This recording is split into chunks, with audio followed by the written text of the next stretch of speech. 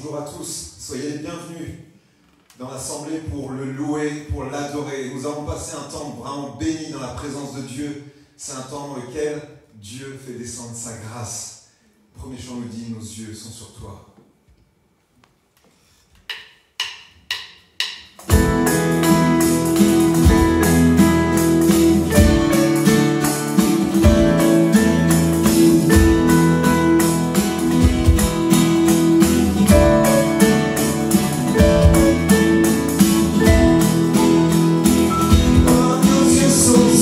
Ton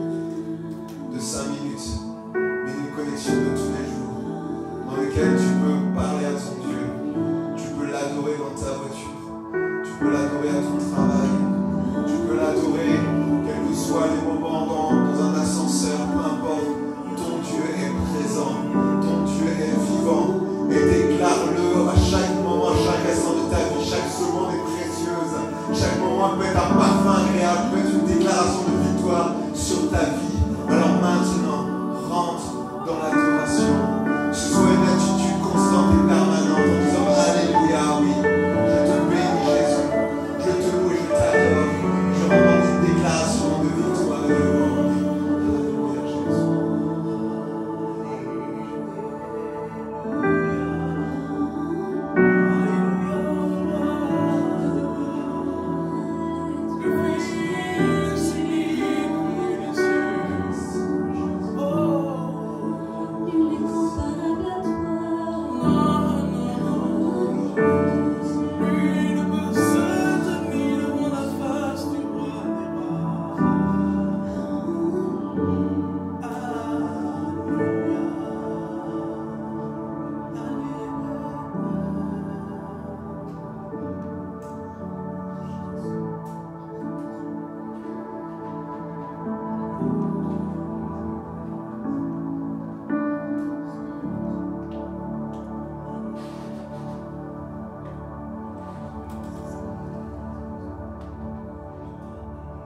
Avant de commencer notre moment de culte, je vous invite, chers frères et sœurs, à prier, à chercher la face de Dieu.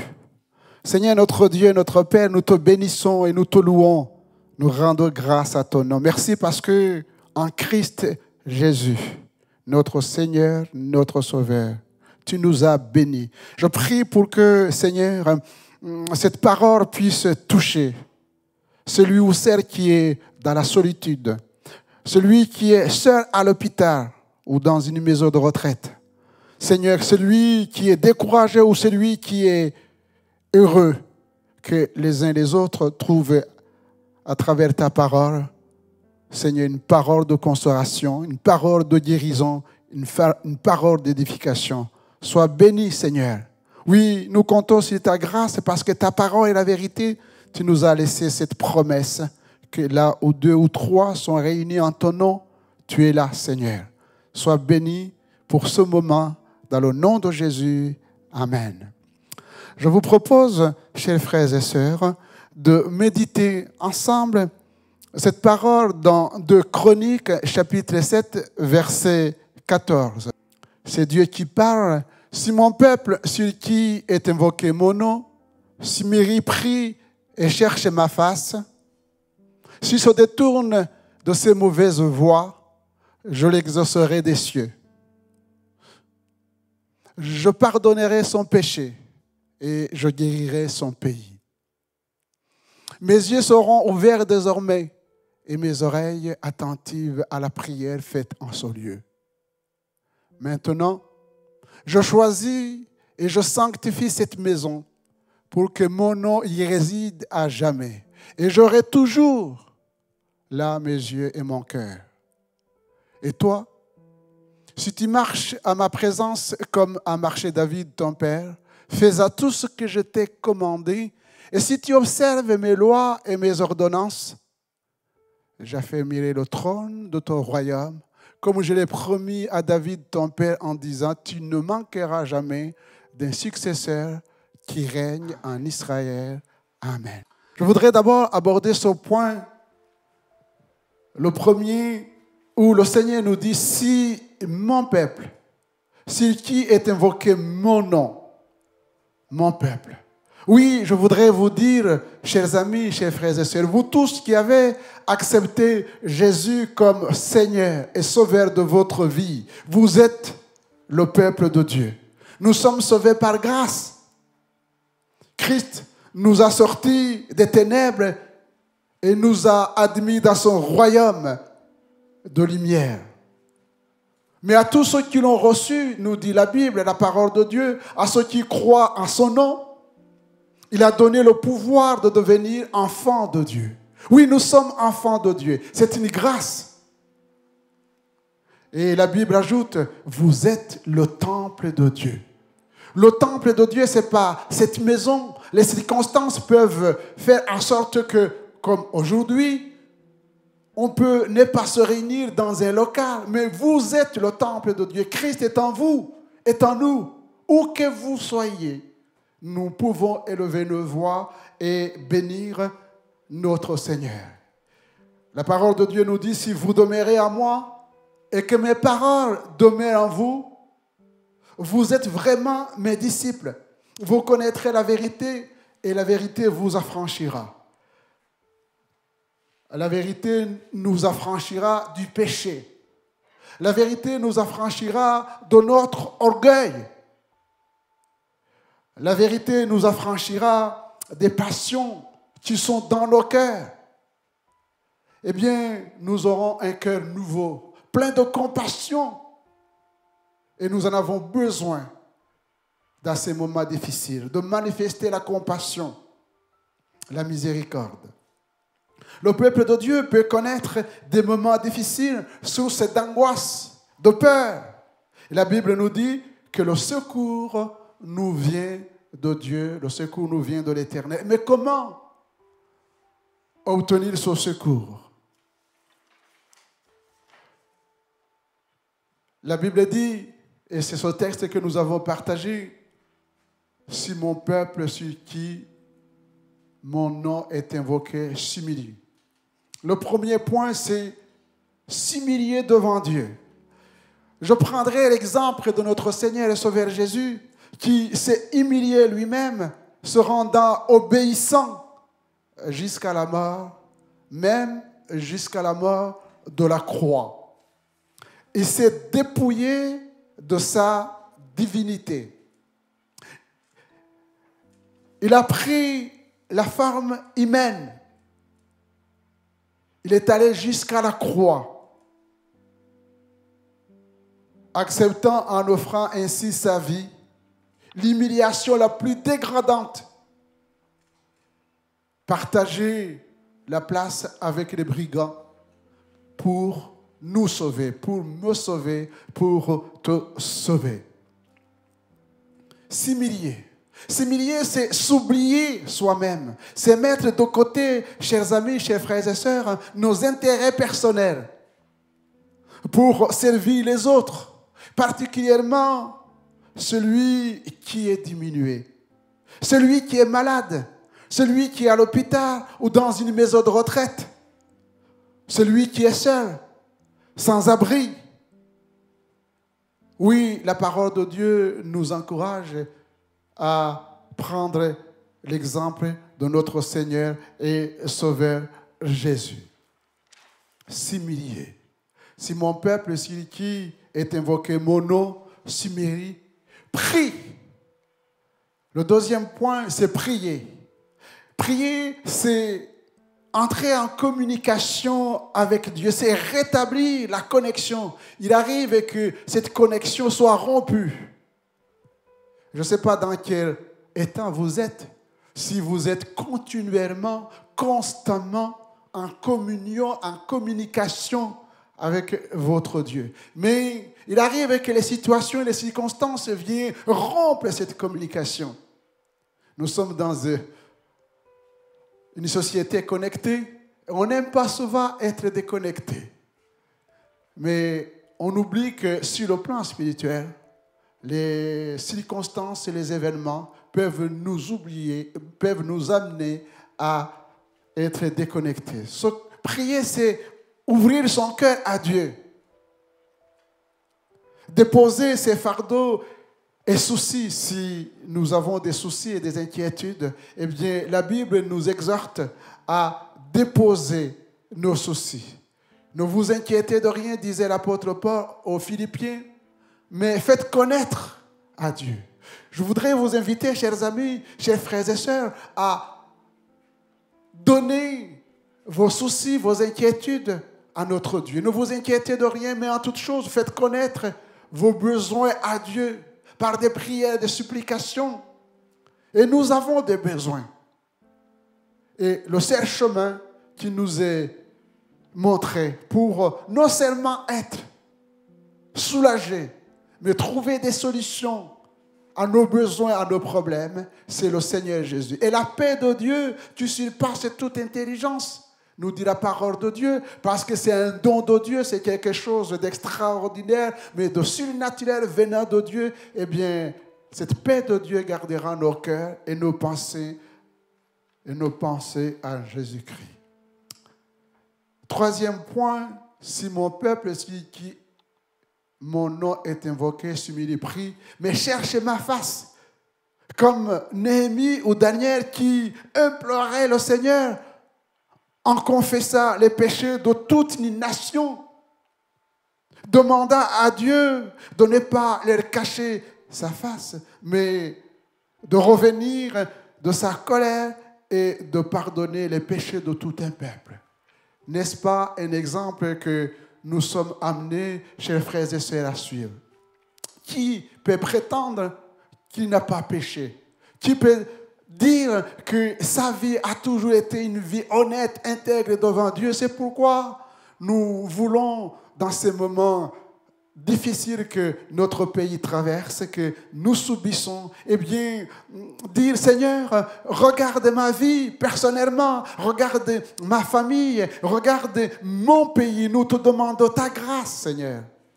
Nous te demandons de diriger tes regards d'amour, de compassion, puisque c'est ce que tu nous as promis, que si nous prions, si nous cherchons ta face, eh bien, tu vas écouter nos prières et du haut des cieux, tu y répondras. Alors nous voulons chercher la face de Dieu ensemble, en acceptant les uns les autres de dire, Seigneur, oui, nous reconnaissons nos fautes, mais nous reconnaissons ton amour qui t'a poussé à nous envoyer ton Fils pour que nous soyons réconciliés. Autrement dit, que nous soyons reconnectés avec toi pour connaître les choses d'en haut.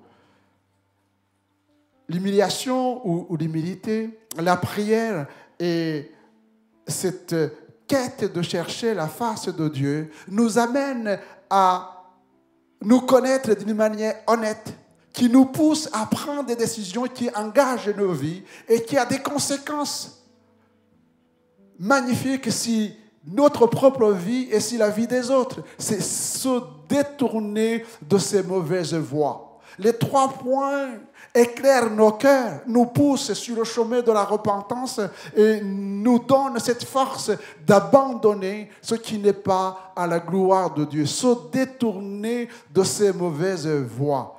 Et la Bible nous dit clairement que si ces points sont remplis, Dieu exauce nos prières. Amen. Savoir que nous sommes exaucés. Nous ne prions pas en vain, chers frères et sœurs. Oui, nous ne prions pas en vain parce que nous avons un Dieu sensible.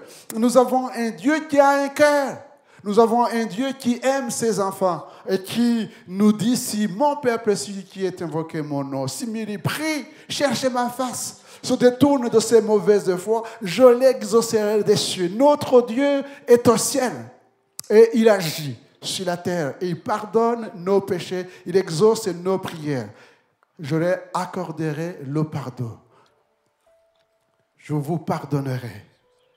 Oh, que c'est merveilleux de savoir qu'on est pardonné. Le fils prodigue a pris conscience de sa misère. Il s'est levé, il a dit, je veux me lever, j'irai vers mon père. Je lui dirai que j'ai péché contre lui et contre le ciel.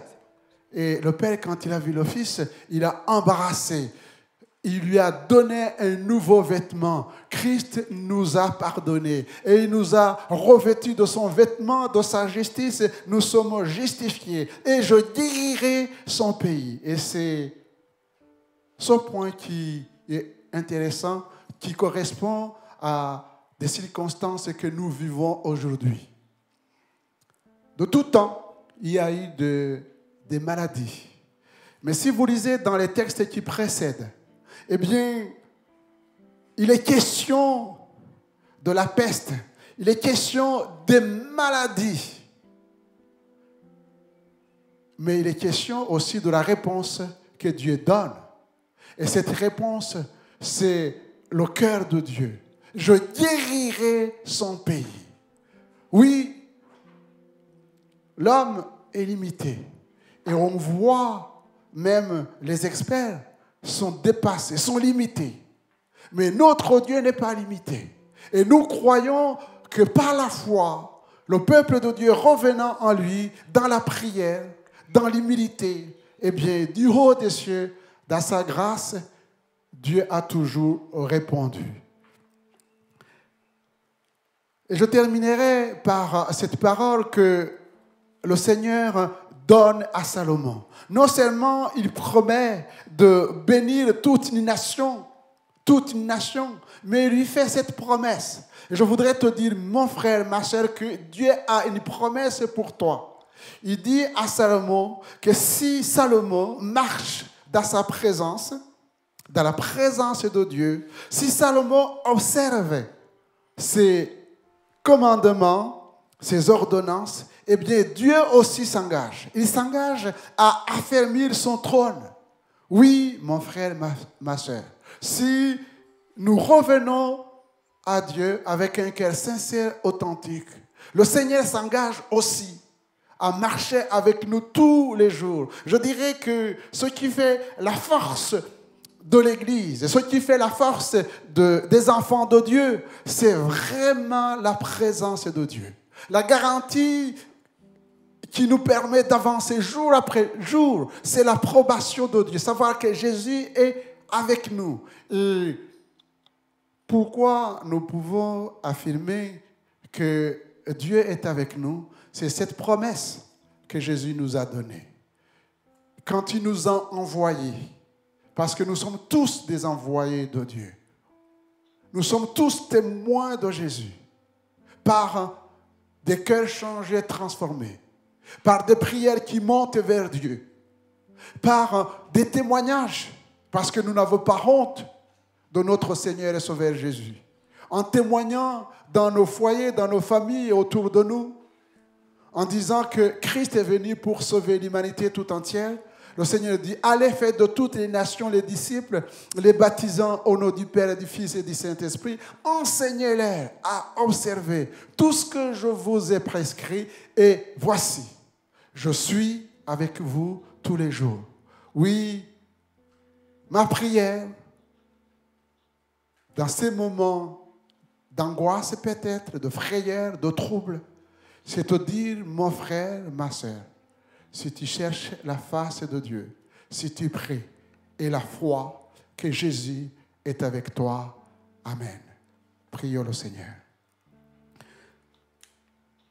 Nous te bénissons, notre Dieu, parce que nous savons que tes regards sont sur notre pays.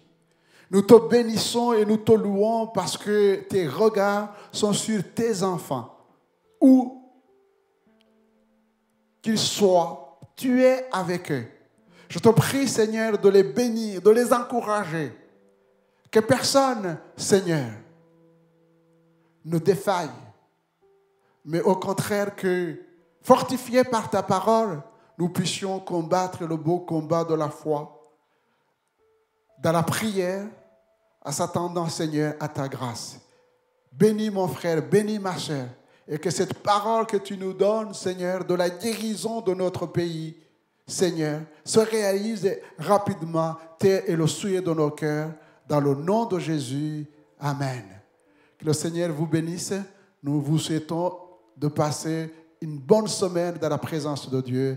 Amen.